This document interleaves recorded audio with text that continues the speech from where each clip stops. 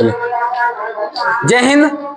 मैंने अभी तक आप लोगों को रिफ्लेक्शन ऑफ लाइट में सब कुछ जितना भी रहा रे के बारे में सब समझाया। प्रतिबिंब कहाँ बनता है, कैसे बनता है, सब कुछ बताया। अवतल दर्पण में कहाँ वस्तु को रखा जाए क्या बनेगा, कहाँ पर रखा जाए क्या बनेगा, कैसे प्रतिबिंब बनेगी, प्रतिबिंब के बारे में सब कुछ बताया खूब अच्छा से।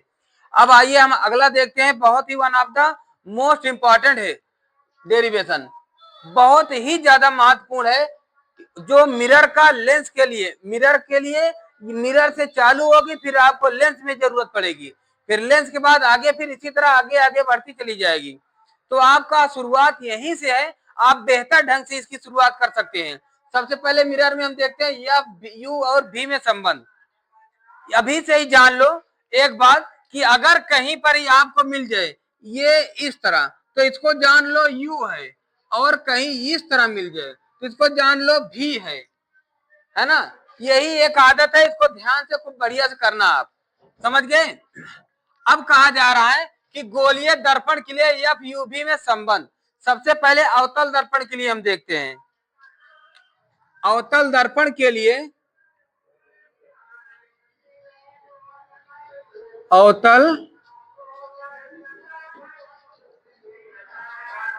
अवतल दर्पण के लिए एफ कामा यू कामा भी का संबंध या भी में संबंध।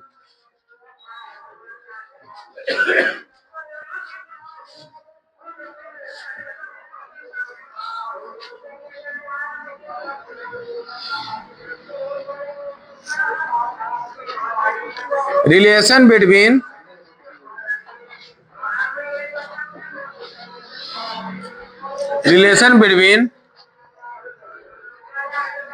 एफ कामा यू कामा भी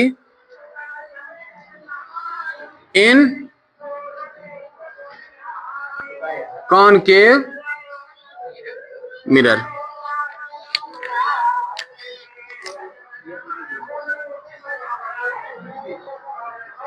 समझ गए भैया। अब इसके लिए सबसे पहले हम प्रतिबिंब के बनने से पहले जो मैंने समझाया था उसको खूब अच्छी तरीके से समझ लो। कैसे पहले प्रतिबिंब बनाते हैं। ये कोई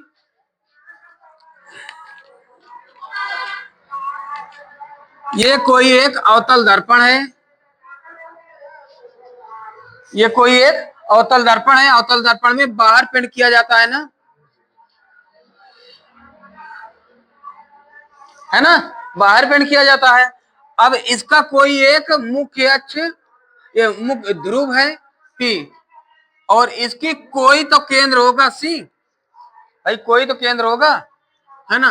तो इसका कोई केंद्र C, इसको मिलाने वाली रेखा क्या कहलाएगी?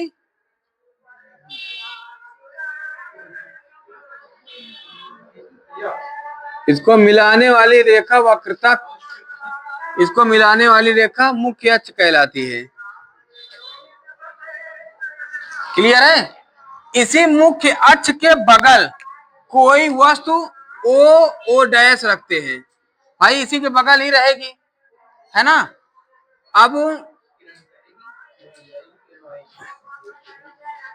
वस्तु से पहली किरण दर्पण पर जाकर पड़ेगी, पड़ने के पश्चात उसी मार्ग में वापस हो जाएगी।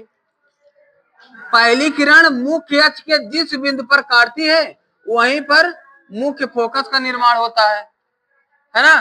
तथा दूसरी किरण जो बिल्कुल वक्रता केंद्र से गुजरेगी, जो बिल्कुल वक्रता केंद्र से गुजरेगी, ये थोड़ा सेंटर ठीक नहीं बन पाया, जो बिल्कुल वक्रता केंद्र से गुजरेगी,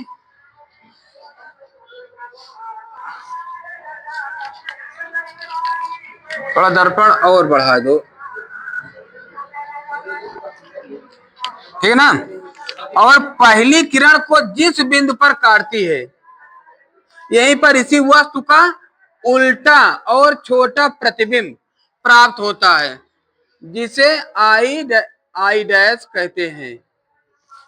समझ गए इस बात को, है ना। अब यही दूरी हम सब लिख ले। मुख्य फोकस से वक्रता केंद्र के बीच की दूरी को क्या कहते हैं? एफ ना, इसको एफ कहते हैं। प्रतिबिंब से ध्रुव के बीच की दूरी को भी कहते हैं। वक्रता केंद्र से ध्रुव के बीच की दूरी को आर कहते हैं, है ना। और वस्तु से, जहां पर वस्तु रखी है, वस्तु से ध्रुव के बीच की दूरी को यू कहते हैं। इतनी बात समझ गए? हाँ, अब एक बात ध्यान दे लो, ये जो जहां पर किरण पड़ी है यहीं पर कोई एक बिंदु हम लिख देते हैं, कोई ए, है ना। आगे हमें थोड़ा जरूरत पड़ेगी तो हम मान लेते हैं इसके समकक्ष ध्रुव के एक हम समलंब रेखा खींच दे, एक लंबवत रेखा खींच दे, है ना। जो लगभग पी के ध्रुव है, मान लेता हूं ये यन है, तो बाद में ये जो यन है, यन बराबर पी, चूंकि अति निकट है ना, निकटतम बिंदु तो यन बराबर पी लिख सकते हैं ना। इसको इसलिए किया कि आगे हमें समकोण त्रिभुज की जरूरत पड़ेगी, तो आपको ये अंदाजा करने में दिक्कतों का सामना ना करना पड़े। क्लियर है इतनी बात समझ गए?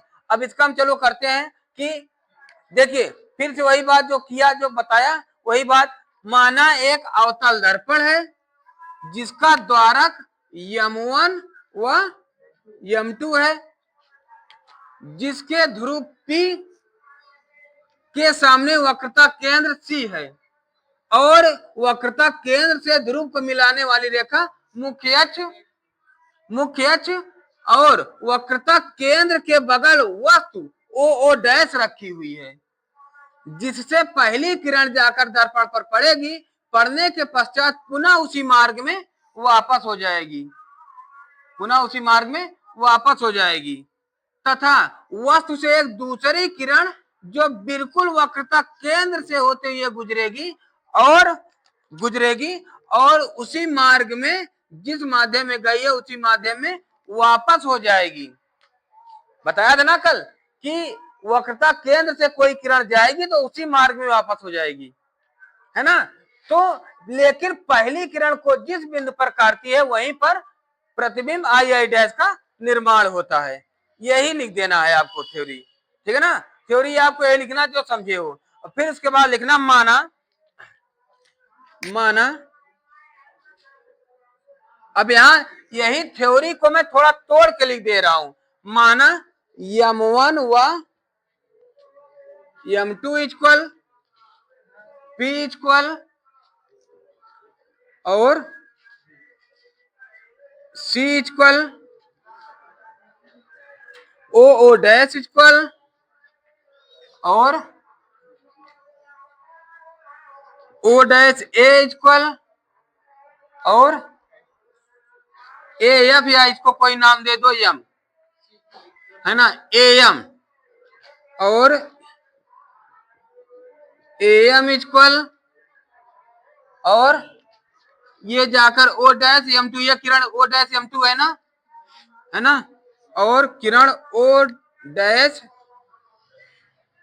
M2 इक्वल और क्या बची है आई डैश बराबर और कैपिटल एफ बराबर सी हो गई। और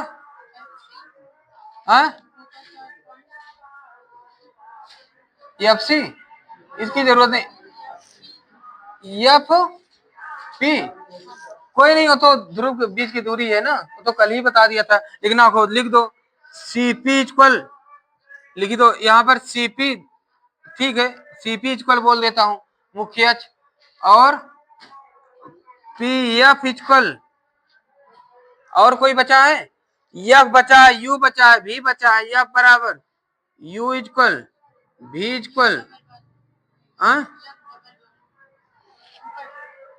ये स्मॉल है, ये कैपिटल है ना, और आर इक्वल। देखो वही चीज एक बार फिर बता देता हूं, यही लिखने चल भी रहा हूं, है ना।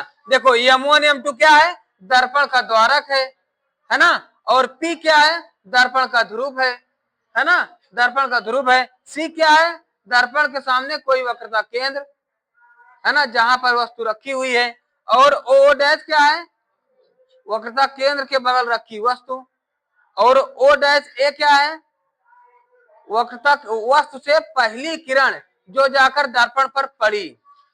और AM इक्वल दर्पण पर पड़ने के पश्चात परावर्तित किरण, है ना, परावर्तित किरण। और देखो ये है ना AM, दर्पण पर पड़ने के बाद परावर्तित किरण है ना। और फिर उसके बाद O dash M2, O dash M2 वस्तु से कोई दूसरी किरण जो वक्रता केंद्र से गुजरती हुई M2 पर जाकर पड़ी और पुनः उसी मार्ग में वापस हो गई, ठीक है ना। और I डैश इक्वल दोनों किरण, पहली और दूसरी किरण जहां पर काटी है वहीं पर वस्तु का छोटा और उल्टा प्रतिबिंब, वास्तविक प्रतिबिंब, ठीक है ना। F इक्वल मुख्य फोकस और CP इक्वल मुख्य अक्ष। F इक्वल मुख्य फोकस से तथा ध्रुव के बीच की दूरी। U इक्वल वस्तु तथा ध्रुव के बीच की दूरी। और V इक्वल प्रतिबिंब तथा ध्रुव के बीच की दूरी। R इक्वल वक्रता केंद्र, वक्रता त्रिज्या। समझ गए इस बात को पूरी तरह। अब यही लिखने चल रहा हूं, आराम से अपने आप बना सकते हो सभी लोग, रट्टा नहीं मारना है। क्या देखो कोई चीज रट्टा मारी गई है ना। कोई, अच्छा यन नहीं लिखा हूं, यन भी लिख देता हूं। कोई एक काल्पनिक रेखा जो P के बराबर है, P के समीप है, ठीक है ना, जो P के समीप है, ठीक, यही लिख लो। माना M1 व M2 इक्वल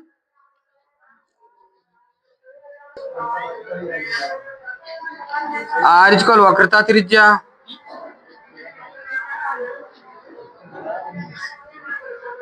N इक्वल ध्रुव के बगल कोई, ध्रुव के समीप काल्पनिक रेखा, ध्रुव के बगल, अरे कोई मान लो एक काल्पनिक रेखा,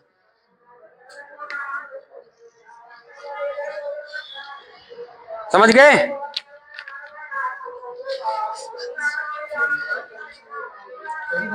लिख लो भैया,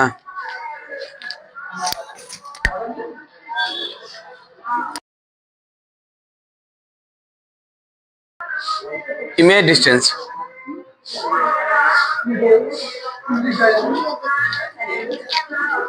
है ना, समझ गए। और फिर इसके बाद एक चीज और जान लेते हैं। देखिए ये आपको बेसिक से पहले एक बात और बता दूं, यहां पर देखो PFP, देखो चाहे इसे मैं FP लिख दूं या PF लिख दूं, बात एक है ना, है ना। PF का मान कितना है, स्मॉल f, है ना। और कहीं अगर हमें जरूरत पड़ जाए तो FN, कहीं FN मिल जाए तो ये भी N P के बगले है ना, तो इसको भी हम FI लिखेंगे, है, इसको भी ध्यान देना। ये बात आगे बताऊंगा कैसे होगी, ठीक है ना। और फिर इसके बाद C से P तक, C से P तक R होगी ना।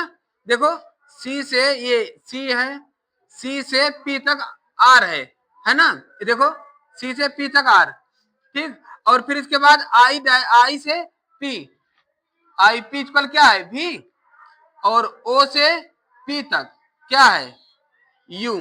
ये इतनी बात याद रखना, इसकी जरूरत पड़ेगी, है ना। तो वहां पर आपको सोचना नहीं है, बस फिलहाल तो सब दिखाऊंगा ही, बताऊंगा ही, कहीं पर यन रहेगी तो यन बराबर P करूंगा, ये बात याद रखना इस बात को, ठीक है ना। अगर इसको लिख लियो, अगर ना लिखियो तो इसका स्क्रीनशॉट ले लो, तो हम इसको पूरा डेरिवेट करें। देखो ANF, देखिए अब हम लेते हैं समकोण त्रिभुज, समकोण त्रिभुज क्या ओ देखो इसको ये थोड़ा नजदीक है, इसको ये मान सकते हैं ना, है ना, मान सकते हैं समकोण त्रिभुज O डैश C तथा ओ ओ डैश सी तथा आई आई डैश सी से, तथा आई आई डैश सी से। एक चीज यहां लिख लेना, एक बात जानते हो, अगर त्रिभुज समरूप है तो दोनों त्रिभुज समरूप हैं, समरूप है ना, है ना। तो एक नियम बताया था, समरूप दो त्रिभुज समरूप होते हैं तो उनकी भुजाओं का अनुपात बराबर होता है ना। ये नियम तो क्लास 7 से ही पढ़ते चले आए हो, है ना। तो फिर भी यहां मैं लिख देता हूं, यदि दो त्रिभुज समरूप हैं, यदि दो त्रिभुज समरूप हैं तो उनकी भुजाओं का अनुपात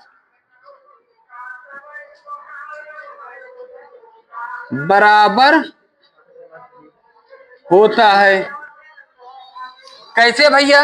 अगर हम लिख रहे हैं एक भुजा इनकी ये है, एक भुजा ये है, अगर इसको बटे कर रहे हैं तो इसके बटे ये होगी, अगर ये ले रहा हूं तो ये होगी, है ना। तो कहने का मतलब कि ओ ओ डैश बटे I I dash equal O dash, एक भुजा ये है एक भुजा ये है, बराबर ओसी अपान ये ओसी अपान आईसी, यहां से ना आईसी अपान आईसी, ये हो जाएगी। दिख रहा है ना, समकोण त्रिभुज ए एन एफ तथा तथा आई आई डैश एफ समरूप है ना। त्रिभुज समरूप होते हैं, छोटा बड़ा नहीं भैया, एक के रूप के हैं तो समरूप होंगे, छोटे बड़े से नहीं मतलब है ना, ये बात ध्यान देना, है ना। तो तथा समकोण त्रिभुज ए एन एफ तथा तथा आई आई डैश एफ से त्रिभुज समरूप है, त्रिभुज समरूप है, समरूप है तो भुजाओं का अनुपात बराबर होता है ना। फिर वही लिख देते हैं, क्या क्या ये हो जाएगा A N upon N F, sorry A N upon I I dash equal N F equal I F, यही हो जाएगी ना। इसको समीकरण 1 मान लो, ठीक है ना, हो जाएगी ना, कहीं दिक्कत नहीं है। अब एक बात ये बताओ, आपको थोड़ा सा दिख रहा होगा क्या, यहाँ ओ ओ डैश दिख रहा है, ओ ओ डैश बराबर ए एन है ना, हम लिख दें ओ ओ डैश बराबर ए एन, लिख दें, कहीं दिक्कत नहीं, है ना, लिख देते हैं। चूंकि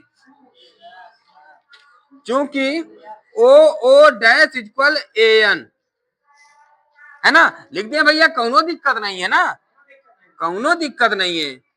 तो हम लिख दें यहां पर O O dash upon I I dash equal N F upon I F. अगर आपका मन करे तो एक काम और कर दो, क्या यहीं पर दिखा दे कि P इक्वल एन, दिखा दे, तो इस एन के स्थान पर आप P कर दें, तो आपको ये P वाला जो झंझट है ये खत्म हो जाएगा। दिखा दे यहीं, दिखा दो यहीं, है ना, यहीं दिखा दो यहीं, यहीं दिखा दो यहीं, पी एफ कर दें, इसको समीकरण नंबर 2 मान लो, है ना। अब देखो समीकरण 1 तथा 2 से, देखो समीकरण 1 तथा 2 से, समीकरण 1 क्या है, ओ O dash upon I I dash, और ये है ओ dash upon I I dash, है ना। तो इस ओ O dash upon I I dash का मान क्या है, ओसी अपान आईसी, है ना, ओसी अपान आईसी हम यहां लिख सकते हैं, है ना, तो यही लिख दो। समीकरण 1 से ओ O dash upon I I dash का मान समीकरण 2 में रखने पर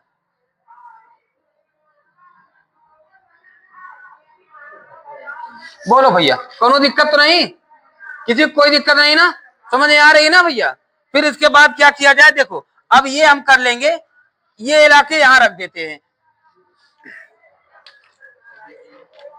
क्या हो जाएगा, ओसी अपान आईसी, पी एफ इक्वल मैंने दिखा दिया, पी एफ इक्वल एफ है, डिवाइड नहीं किए हैं तो इनको निकालना पड़ेगा। कैसे निकालेंगे, जुगाड़ बताते हैं, ये इंडिया है, यहाँ हर एक चीज का जुगाड़ है ना, यहाँ बिना जुगाड़ पड़ जाओ तो पट्टी बांध के अस्पताल तक पहुंचा सकते हैं, सर पे ठंडे वाटर जल का पट्टी रख के, ये जुगाड़ है ना। तो ओसी, ओसी देखो इसका कुछ नहीं आएंगे, सबसे पहले हम चालू करते हैं ओसी से, किससे, ओसी, है ना। देखो यहां पर हम करेंगे, देखो यहीं पर करेंगे जादू, देखो देखो ये ओ है ना और ये पी है, एक लाइन यहां पर ओ है, यहां पर पी है और बीच में सी है, इन सबको छोड़ दो, इन सबको ध्यान देना बंद कर दो, ध्यान नहीं देना है, ध्यान किसको देना है, ओ को देना है, पी को देना है, बीच में सी है। ए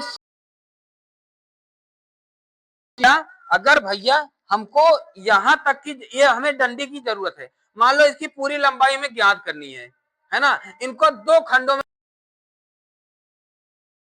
तक है और पूरी लंबाई यहां से यहां तक ज्ञात करनी है, तो पहले यहां से यहां जोड़ेंगे, फिर यहां से यहां जोड़ेंगे, है ना। अगर हमें यहाँ पर सी है, यहाँ पर क्या है, यहाँ पर ओ है, यहाँ पर सी है, अगर हमें ओ सी ज्ञात करना है, ओपी ज्ञात करना है, तो ओ सी प्लस सीपी निकाल लेंगे ना, निकाल लेंगे ना भैया। फिर इसके बाद हमें जरूरत, देखो ओसी इक्वल कर लेंगे, ये इधर आ जाएगा, ओपी, ओपी माइनस सीपी, हो जाएगी कि नहीं हो जाएगी, हो जाएगी भैया। तो ये कर लेंगे, देखो ओपी, यहाँ ओपी क्या है, दोनों मार रख देंगे, आ जाएगी ना, है ना, इसलिए ये करना पड़ रहा है। फिर इसके बाद हम कर लेते हैं हमारा और क्या है, आईसी, आईसी, है ना, पता नहीं है ना, आईसी का मान पता है नहीं है, तो आईसी निकालेंगे, फिर वही बात जो अभी समझाया था, इसको बताया था, इसको अब मिटाऊंगा, फिर से बताऊंगा, है ना, कैसे करो बताऊंगा। ये देखो यहां पर है सी, यहां पर है पी, ये सी ये पी, तो इसको मिला दिया और बीच में है आई, है ना। अब हमें सीपी क्या होगा, सी आई या आई सी जो भी कर दो, सी आई प्लस क्योंकि आईसी निकालना है तो आई को आपकी पहले कर देंगे, तो आईसी इक्वल ये इधर आ जाएगा, सीपी माइनस आईपी हो जाएगी ना, आईपी का मान भी पता है ना, आराम से निकल जाएगी ना। तो जहां जहां है ये रख देते हैं। अब रही बात पीएफ, आईएफ, आईएफ को निकाल लें, है ना, आईएफ यहां से जोड़ना है। अब फिर अब इसको मिटाते हैं, फिर से हम आपको बताते हैं क्या, लाइन लगा लो, ये है हमारी आई, ये है एफ और यहां है पी, समझ रहे। फिर इसके बाद क्या करोगे, अब आईपी इक्वल, यहां पर देखो आईपी, इसका इंक बदल दो, इंक बदलो, आईपी इक्वल आईएफ, अब आई इसको इधर ला लो, आईएफ बराबर आईएफ है, निकालना है, तो if equal IP minus F हो जाएगी ना, कोनो कठिन नहीं है ना, है ना, आराम से आ जा रही है ना भैया। कुछ भी मतलब ये कुछ है ही नहीं यार, है ना। कभी मत, ये तुमको सब कुछ बताएगी और पूरा सिखाएगी, पूरा ज्ञान दे कर जाएगी, है ना। ये वादा रहा हमारा, है ना। कहा देखो, आईपी आईपी आईपी ये भी, और ये एफपी कर दो। अरे बिल्कुल कर दो ना, मल्टीप्लाई आगे पीछे लिख दिया हूँ क्या, ये तो मैंने अभी बताया था ना, कर सकते हो ना। तो चलो अब देखता हूं, अब यहाँ पर ये हम इसको हम थोड़ा बॉक्स में बंद कर देते हैं, ठीक है ना। अब यहाँ पर हम लिख देते हैं ओपी माइनस सीपी, ओपी के स्थान पर अपान आईसी, सीपी माइनस पीएफ को पीएफ है रहने दे, अपान आईएफ को क्या लिख दें, आईपी माइनस, यहाँ एफपी करोगे, है ना, कोई दिक्कत नहीं ना। अब सबका मान रख दो, ओपी हमारा क्या है, यू, ओपी इक्वल यू, है ना, ओपी इक्वल यू माइनस, नहीं है बेकार, CP equal R minus IP, IP भी, है ना भैया, और PF F upon IP, IP भी माइनस पीएफ एफ, इतना हो गया भैया, है ना। क्रॉस मल्टीप्लीकेशन कर दोगे, है ना, क्रॉस मल्टीप्लीकेशन कर दो, तो ये इधर ला लो, देखो u माइनस आर का गुणा v माइनस एफ से इक्वल ये एफ का गुणा आर माइनस v से, यहां तक कोई दिक्कत, है ना। देखो अब इसका जब मल्टीपल करोगे तो u का v में क्या हो जाएगा, u भी, और u का f में माइनस आर का v में माइनस आर भी, minus minus plus R F हो जाएगी ना भैया, है ना। और फिर इसके बाद इस साइड आर एफ माइनस, है ना। अब ये देखो, ये प्लस में है, ये प्लस में है, इधर आएगी आर एफ माइनस में हो जाएगी ना, है ना। ये आर एफ से आर एफ कट गई, हो गई। अब इसके बाद हम क्या करेंगे, एक बात जानते हो, यहाँ आर अभी बची है, हमें F equal R by two लिख दें, क्योंकि F equal R by two से आर इक्वल, जहां जहां आर है वहां वहां हम टू एफ लिख दे, है ना। तो क्या होगा, यू भी minus U F minus two F भी इक्वल माइनस एफ भी, क्लियर है इतनी बात, है ना। इसको इस साइड ला ले हम, minus U F equal minus F भी प्लस टू एफ भी, एक एफ भी से दो एफ भी घटेगी, एक एफ भी आ जाएगी, minus U F equal F U F भी, है ना, यही हो जाएगी समीकरण, ठीक है ना। समीकरण 3 बना ले, है ना, समझ गए। अब यही इतना अगर ना दिमाग में हो तो एक बार फिर देख लेना, है ना, वीडियो रोक रोक के देख लेना, बस इसको हम मिटाने चल रहे हैं, ये जो समझाया था बस एक लाइन की जरूरत है,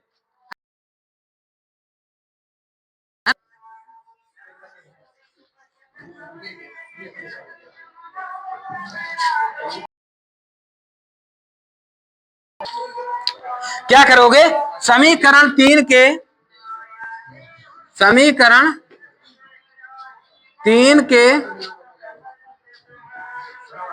दोनों पक्षों में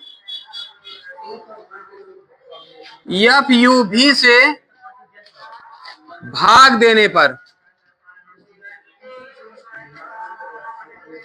भाग देने पर, है ना। अब इसमें भाग दे दे हम, देखो क्या हो जाएगा, यू भी अपान एफ यू भी minus U F upon F you भी